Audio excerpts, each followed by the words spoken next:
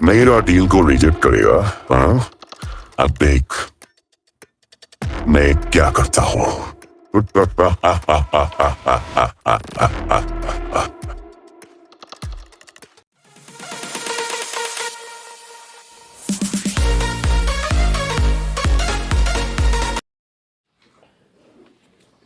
Vikram Datta, Present, ma'am. Suraja, Present, ma'am. Tanya Jaswal, Present, ma'am. Nishant Oberoi, Present, ma'am. Neha Rathod,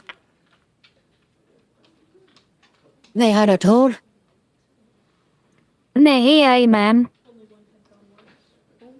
Pratik Ahuja,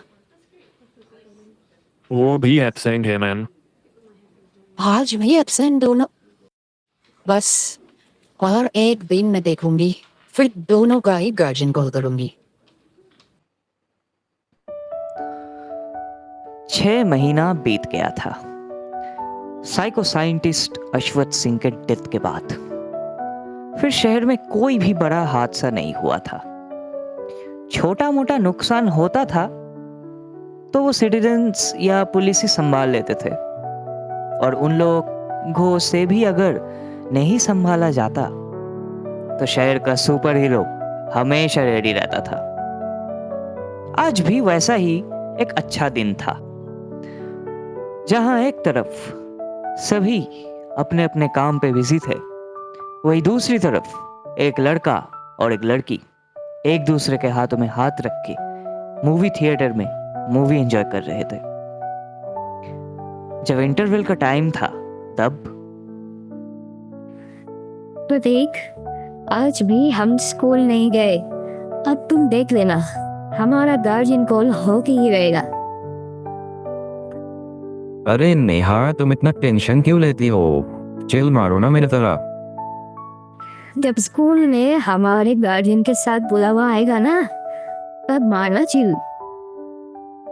अच्छा ठीक है बाबा, ठीक है, कल चले जाएंगे स्कूल। अब खुश? अब चलो भी, इंटरव्यू खत्म होने वाला है।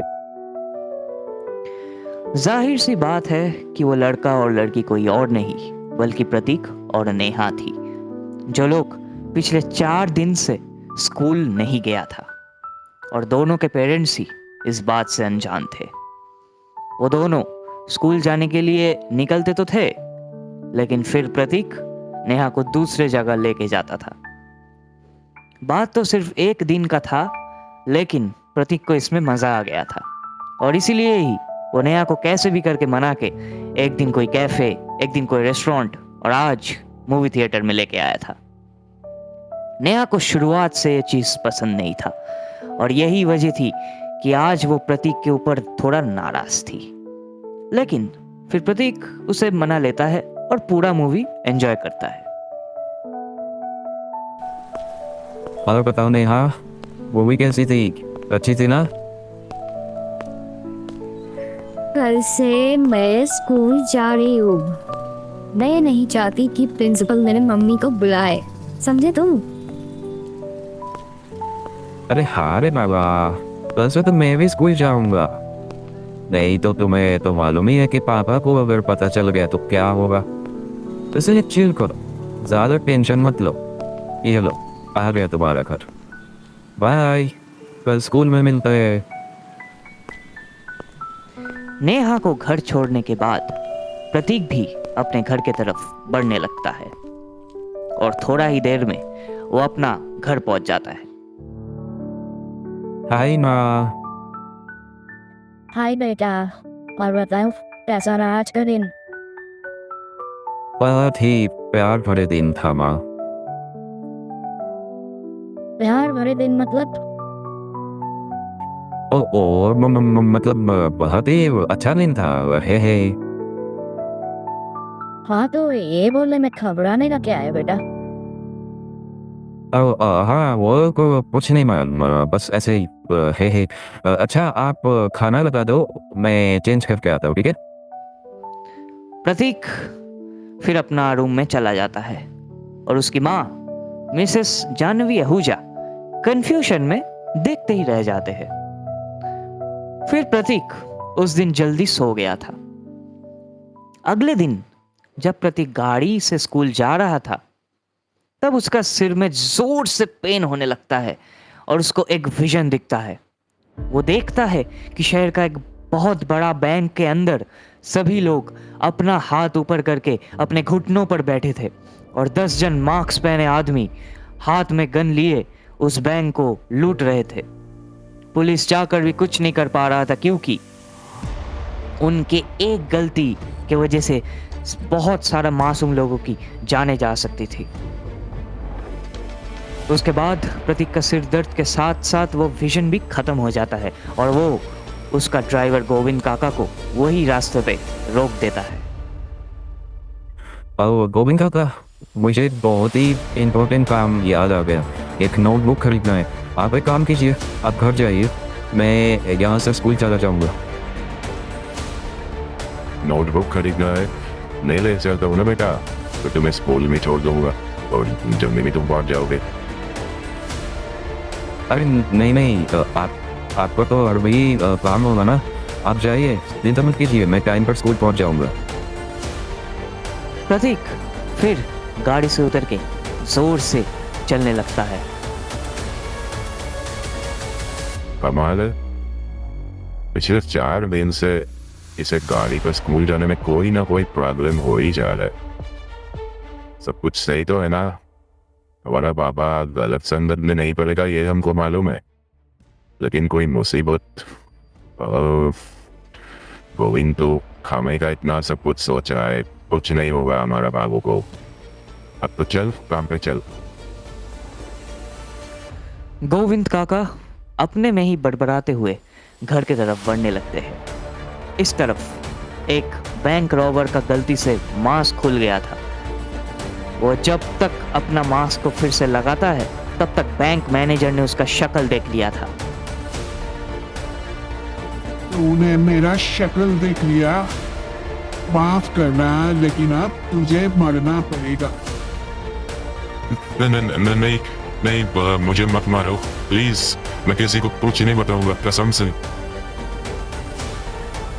उसका रिस्क हम नहीं ले सकते ना। So goodbye. वो रॉबर अपना गन का ट्रिगर दबाता है और उसका बुलेट बैंक मैनेजर के सीने में लगने ही वाला होता है कि तभी एक मेटल से वो बुलेट टकराता है और जमीन में गिर जाता है।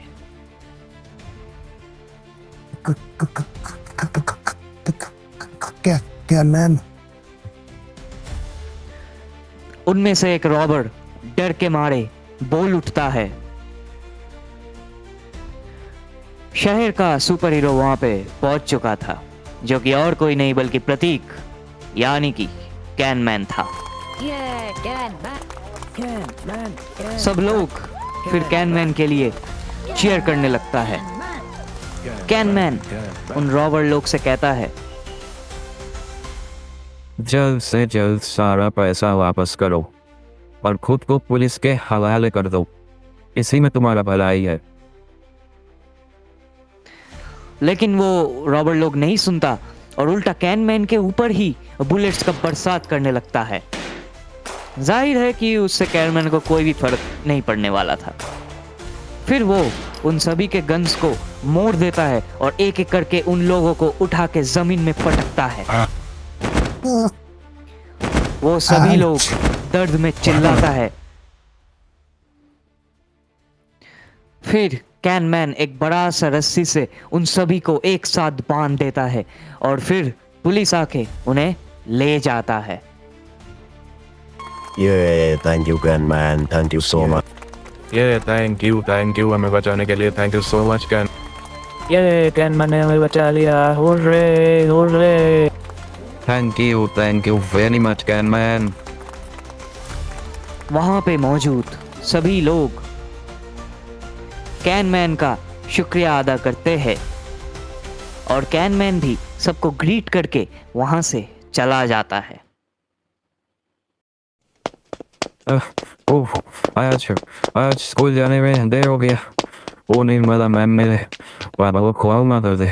ओह ओह ओह। सुपर हीरो का लाइफ जीना सच में डिफिकल्ट है। हमारे प्रतीक को ही देख लीजिए, 4 दिन वो एक टाइप से फ्री ही था, लेकिन मुसीबत को आज ही आना था। जब प्रतीक का टाइम पे स्कूल पहुंचना बहुत जरूरी था। ओह ओह ओह। मैं कमिंग मैम। आइए आइए, आप ही का ही तो इंतजार था। सेकंड पीरियड में स्वागत है आपका। सक्सेसफुली आपने वेंकट सर का क्लास मिस कर दिया। टिफिन टाइम में मिले ना उनसे, ढूंढ रहे थे आपको। फिलहाल आप जरा ये बताने की कोशिश करेंगे कि 4 दिन से आप कहाँ थे? वो मैम, वो मैम मैं वो मैम छोड़ो, पर जल्दी से अपने बेंच में बैठो। बच गया आज तुम। मैं इस क्लास के बाद तुम्हारे पापा को कॉल करने ही वाली थी। सॉरी मैम, आगे से ऐसा बिल्कुल नहीं होगा। हम नहीं तो देख ही पाएंगे। चलो सब लोग क्लास कंटिन्यू किया जाए। निर्मला मैम फिर क्लास को कंटिन्यू करते हैं। टिफिन टाइम में प्रतीक वेंकट सर से मिलता है और उनसे भी माफी मांग के अपने क्लासरूम में आता है। वेंकट सर उसे थोड़ा डांटने के अलावा और कुछ नहीं कहते, क्योंकि उन्हें पता था कि प्रतीक अब पहले जैसा नहीं रहा। वो पढ़ाई में बहुत अच्छा हो गया है और साथ ही साथ पहले से बहुत ज्यादा मैच्योर भी हो गया है। प्रतीक जब अपना लंच खा रहा था तब क्या हीरो, आज बड़े चुपचाप हो, बात भी नहीं किया मुझसे। नेहा प्रतीक के सामने खड़ी थी। वो मैंने तुम्हें नोटिस ही नहीं किया नेहा। मैं बहुत थका हुआ था, आज तो बैंड नहीं बज गया स्कूल आने में। बोलो तुम बताओ, तुमने क्या एक्सक्यूज दी? तबीयत खराब बोल के इस बार कैसे भी करके बच गई। आगे से कभी ऐसा नहीं जाऊंगी मैं। अरे मैं कौन सा जाऊंगा, मुझे नहीं पता था कि ऐसा होगा। चलो छोड़ो, तुम आओ लंच लेके आओ, फिर करते दोनों साथ में लंच। अभी आ रही हूँ। देखते ही देखते टाइम लिमिट मतलब स्कूल का टाइम बीत जाता है और स्कूल खत्म होने का बेल भी बज जाता है। गोविंद काका नेहा को उसका घर ड्रॉप करके फिर प्रतीक को लेके जाने लगते हैं अपना घर।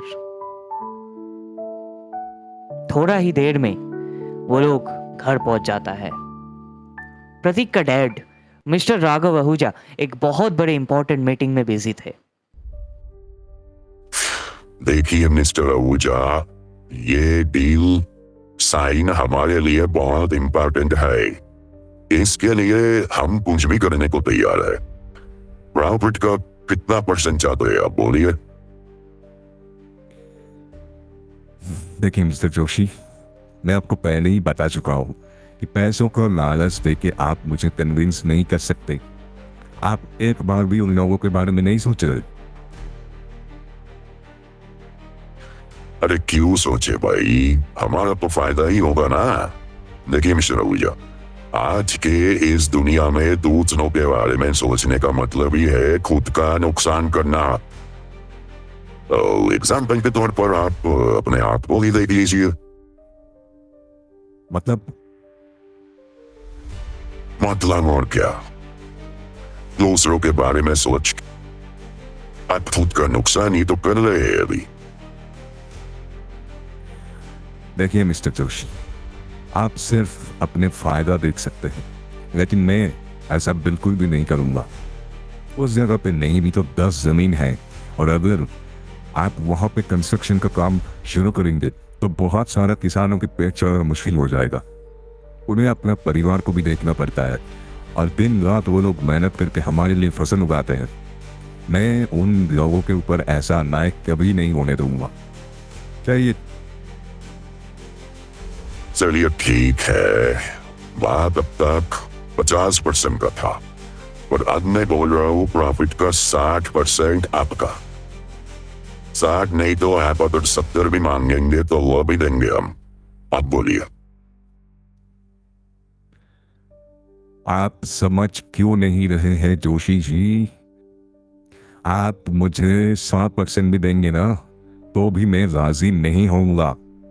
माफ कीजिएगा, लेकिन मैं ये डील साइन नहीं कर सकता। ये कह के मिस्टर राघव आहूजा वहां से जाने लगते हैं।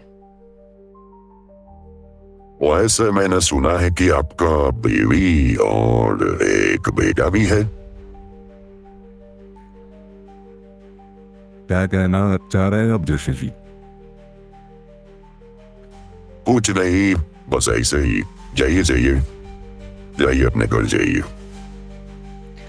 इसके बाद मिस्टर आहूजा मिस्टर जोशी के बात को इग्नोर करके वहां से चले जाते हैं। मिस्टर जोशी यानी कि मोहित जोशी शहर का एक जाने माने प्रमोटर थे। उनके बहुत बड़े कंस्ट्रक्शन के बिजनेस थे।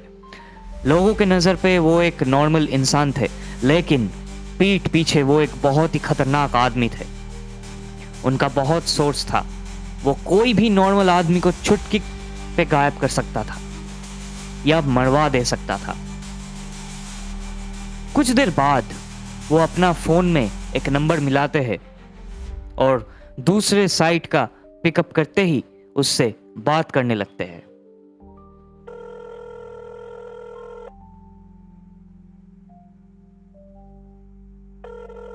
हाँ जी सर, बहुत दिनों बाद याद किए। क्या मैटर है?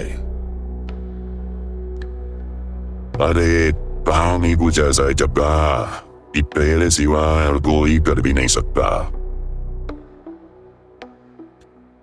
नहीं की और पूछ आप हुक्म कीजिए हुजूर, आपके सामने लाश फैला दूंगा।